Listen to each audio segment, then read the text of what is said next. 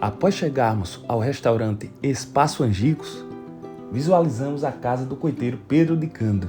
Lá entramos e, na sequência, iniciamos a trilha que nos levaria até o local do coito, a famosa Grota do Angico.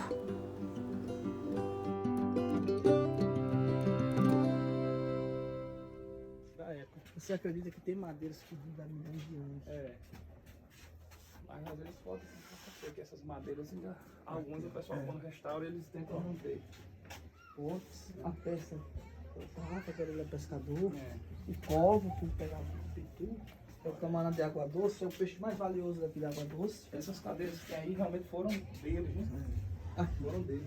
O sobrinho do Valdo Primo, Ele parece com o Duval. os filhos dele são campeões. E aqui tá vendo como era diferente?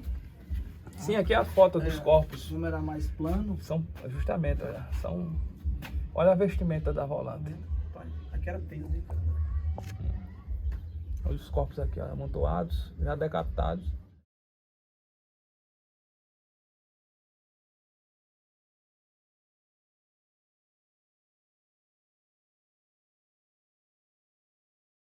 Um refém, que era dono dessas terras e coiteiro de um Lampião. Não foi o Lampião que passou. E essa trilha é exatamente a original mesmo. Que hoje Na época bem fechada, né? Eu achei fechada. Só foi explorado em 98. Você acredita que isso aqui, eles abriram o pessoal da volante ou já tinha realmente... Tinha só aquela trilha que os animais passavam. Gado, vaca, o próprio dono das terras. A paisagem assim, você acha que mudou muito? De 38 para cá? Mas eu acho que sim, Possivelmente o dono dessas terras tenha tirado alguma madeira para fazer a cerca, para cercar essa fazenda. Agora a gente está numa época do ano, né, já julho, que é compatível com a época também, né, de 38 de julho. Né? Junho e julho, inverno para nós. A caatinga fecha. Isso. Tá? De manhãzinha causa neblina. Tudo isso colaborou para Lampião ser massacrado. Qual foi a data, irmão? Dia 28 de julho de 38. Olha só, depois da independência, dia 2.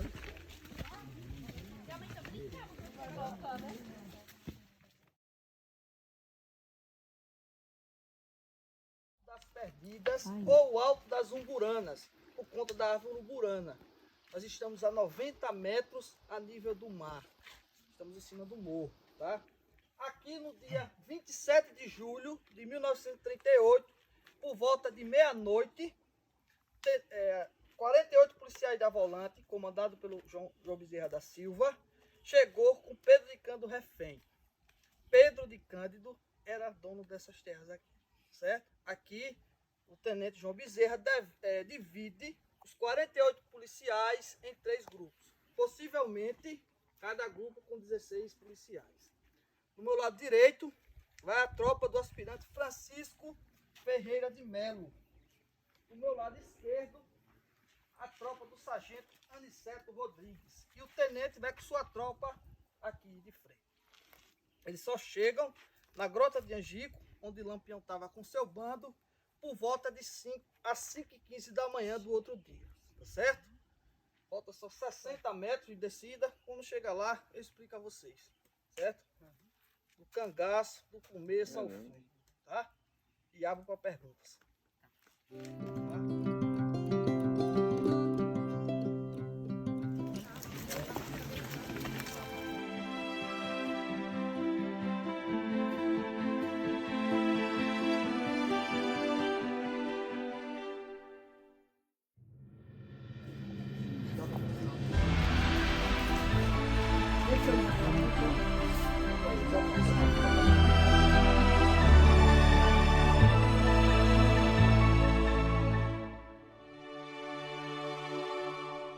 Bom, pessoal, nós estamos aqui no canal do Felipe Epifânio um desbravador do cangaço nordestino. Meu nome é Bruno, tá? Sou o guia do restaurante Angicos e hoje vim explicar para ele, tá? O local onde houve o massacre. Morreram 11 cangaceiros, chegaram 35 e morrem 11 cangaceiros. Entre elas, a Maria Bonita e a Enedina. Aqueles que quiserem vir conhecer o nosso restaurante, nossa trilha, venha conhecer a verdadeira trilha do cangaço. Muito obrigado. Virgulino, vulgo Lampião, nasce no dia 4 de junho de 1898, em Bela Vista, atual cidade de Serra Talhada, Pernambuco. Filho de José Ferreira e Maria Lopes, teve 8 irmãs e irmãos. O ano era 1915, ele tinha um amigo de infância, chamado José Saturnino, que estava em ascensão na política da região.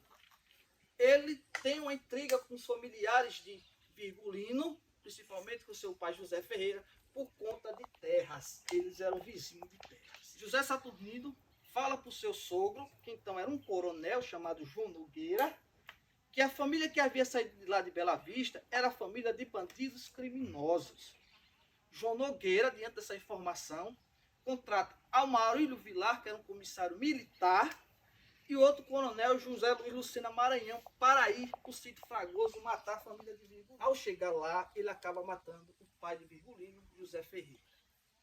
Virgulino jurou que ia se vingar da morte do pai até a sua própria morte. Fala com seu tio, então, Antônio Matildes, que tinha um desejo de entrar no cangaço para se vingar a morte de seu pai. Antônio Matildes bota ele no cangaço de Alagoas. Ele e os dois irmãos, Antônio Ferreira e Livino Ferreira. Ele não demora muito tempo e sai, eles três. Por quê? Eles não concordavam com algumas atrocidades que o cangaço alagoano fazia naquela época. Ele sai, entra no cangaço do Sebastião Pereira em 1921. Sebastião, logo pouco tempo, sai do bando e ele toma a chefia do bando. Em 22, vai à cidade de Água Branca, atrás de Amaurílio Vilar. Ele vai e não encontra. Entra, saqueia a cidade e vai na casa da baronesa de Água Branca, chamada Joana Santos de Ferreira Torres. Saqueia a casa dela, pega ouro, joias e dinheiro. Com esse roubo, ele fica com a fortuna incalculável. Aí ele já começa a ser conhecido pelo nome. Em 1926, vinha serpenteando pelo Brasil a coluna Prestes, tá? De Luiz Carlos Prestes, que era um ex-senador federal e tenente militar. Era um cara comunista. O governo federal, Arthur Bernardes, tentava bloquear a coluna Prestes no país. Coube ao padre Cícero Romão e seu assessor, doutor Floro Bartolomeu, que era deputado federal e médico, criar os batalhões militares no estado do Ceará. Em 26, no mês de fevereiro, eles mandam uma carta redigida por Floro Bartolomeu para Lampião. O objetivo de Padre Cícero era: Lampião, despoje suas armas, eu vou dar armas legalistas de tropas federais, vou lhe dar dinheiro, vou lhe patentear como capitão, você vai virar uma pessoa legalista e vou dar moradia a cada um dos seus cangaceiros em Juazeiro do Norte. O objetivo era frear a coluna Prestes.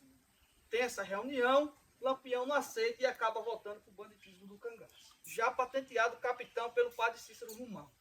27, vai a Mossoró, a mando do cangaceiro Marcilon. Ao chegar lá, surpreendidos por balas. Perdem 2 cangaceiros, o Gato e o Jarará. Conhece Maria de Ideia, a famosa Maria Bonita, em 30, com 16 anos, na Malhada da Caiçara, hoje cidade de Paulo Afonso, na Bahia. A vida boa dele só acaba em 37 para Itá 38. Vem Getúlio Vargas, Estado Novo, ditadura Vargas. O objetivo de Getúlio Vargas era o quê? Industrializar o país e urbanizar. Com isso acabava com a oligarquia agrária, do qual Luiz Carlos Prestes estava inserido, e o cangaço também por conta de posses de terra. Ele sofre, Getúlio Vargas, pressão política, tá? E manda os pelotões militares do país e a todo custo pegar o cangaço. Isso, Lampião vai perdendo força. não vai tendo mais armas nos estados, não vai ter mais munições. Ele veio prensado em Mossoró, já vinha corrido, na Bahia, Pernambuco e Alagoas. E chega aqui no dia 23 de julho de 1938. Ele não tinha só apoio de Pedro de Cândido, mas de pessoas federais daqui. Antônio de Brito, Antônio de Carvalho, Exílio de Brito e Eronídes de Carvalho, que deu munições e armas para eles aqui. Pedro de Cândido era dono dessa fazenda chamava Fazenda Forquilha. No dia 25, chega mais 20 cangaceiros. Lampião chega dia 23 com 14 cangaceiros, 15 com ele. Dia 25 chega Zé Sereno com mais 20, formando 35 cangaceiros aqui. No dia 27, ele manda Pedro de Cândido comprar mantimentos na cidade de Piranhas. Ele vai de barco, encosta o barco no porto de Piranhas, vai à feira. Ao chegar na feira, olha se tinha algum policial vigiando ele, porque ele já estava levantando suspeitas das pessoas. Vê que não tem, começa a comprar mantimentos. Aí vem a desconfiança. Mantimentos em grandes proporções. Joca Bernardes, que era coiteiro de Curisco, e intrigado de Pedro de Cândido. Vê assim, desconfia, vai à delegacia da cidade. Aniceto Rodrigo, o sargento, estava se destacando nesse dia, numa quarta-feira, e Joca fala para ele: Aniceto, aperta o Pedro, que ele sabe onde o Lampião está. Ele está comprando mantimentos em grandes proporções, só pode ser para ele por banco. Ele manda um telegrama, o sargento Aniceto, o tenente João Bezerra da Silva, que se encontrava em passagens de Delmiro, atual cidade de Delmiro Gouveia. Não existia ainda WhatsApp. Ele manda um telegrama dizendo: Sargento Tenente João Bezerra da Silva, tudo certo, boi no pasto. Assina Sargento Aniceto Rodrigues, Piranhas, Barra Lagoas, 27 de 7 de 1938. Informações codificadas.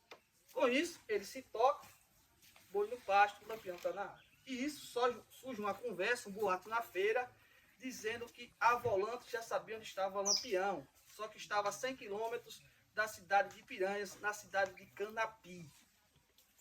Tá? O boato que rolava. Pedro escuta, desce no barco e chega aqui e entrega os mantimentos a Lampião. Tá? E conta a ele que havia essa conversa lá que a Rolanda estava caminhando para Canapi. Ele desce a Entre Montes, que se chamava Armazém, onde ele tinha uma casa e um comércio e fica lá. Já à noite, Aniceto sobe, vai ao Riacho Seco, que fica dos municípios de Olho d'Água e Piranhas, e encontra Francisco Aspirantes e o tenente João Bezerra da Silva. Lá fica esquema, tá? Todo para vir para cá, 48 policiais da volante. Eles descem, chegam no porto de Piranhas, aluga 3 barcos, 3 canoas e desce de rio abaixo. Encosta do outro lado do rio, na fazenda Remanso. Desce 2 policiais para Entre Montes pegar Pedro a pé. Elias Alencar e Bida. Descem a pé, pega Pedro lá, Entre Montes, e sai subindo com ele. Bota dentro da canoa do barco, torturam Pedro. Ao chegar aqui, ele encontra, pega também o irmão de Pedro, chamado Durval de Rosa. Levam, possivelmente Pedro tenha ficado lá na parte de baixo do restaurante, e sobe Durval e Pedro sobe até o Alto das Perdizes. O objetivo do tenente João Bezerra de dividir era o quê? Os 16, o sargento Aniceto vem, quando encontrar o riacho, desce. A turma do aspirante Francisco Ferreira de Melo desce, chegar no riacho, sobe. E o tenente vem de frente empurrá-lo os 35 cangaceiros que aqui estavam. Mas algo dá errado. Lampião estava aqui e mandou que um cangaceiro por nome Amoroso fosse buscar água no poço do Tamanduá, que fica ali embaixo. Assim ele foi. Ao chegar lá, ele é surpreendido por um tiro pelo militar Abidon. Aqui Lampião escuta o barulho e se levanta e pergunta: o que foi, Amoroso? E a tropa do aspirante Francisco vem em cima e acaba atirando de Lampião. Tá? Aí pega o Maria Bonita, corta a cabeça dela viva. Os 24 que fugiram para essa direção. A tropa do sargento Aniceto Rodrigues, que deveria descer pela aqui, se perde pela fazenda. E os 24 aqui fogem. Tá? Arrancaram a cabeça dos outros, colocaram em latas de querosene para conservar e levaram para Piranhas, para as escadarias do Palácio Dom Pedro II, atual prefeitura da cidade. Aqui morreu também o Adrião Pedro de Souza. Segundo os historiadores, ele estava traindo um homem da corporação. A volante também era perversa, fazia vários crimes e atrocidades. Só que a culpa só caía nas costas do cangaço. Maria Bonita tem 4 gestações, perde 3 e tem a Expedita Ferreira em 32. Hoje ela tem 90 anos e mora em Aracaju. Tá? Ela morre com 27 anos e ele com 40. Aqui foram achados joias, tá? Ouro, 1000 contos de réis, equivalente a quase R$1 milhão.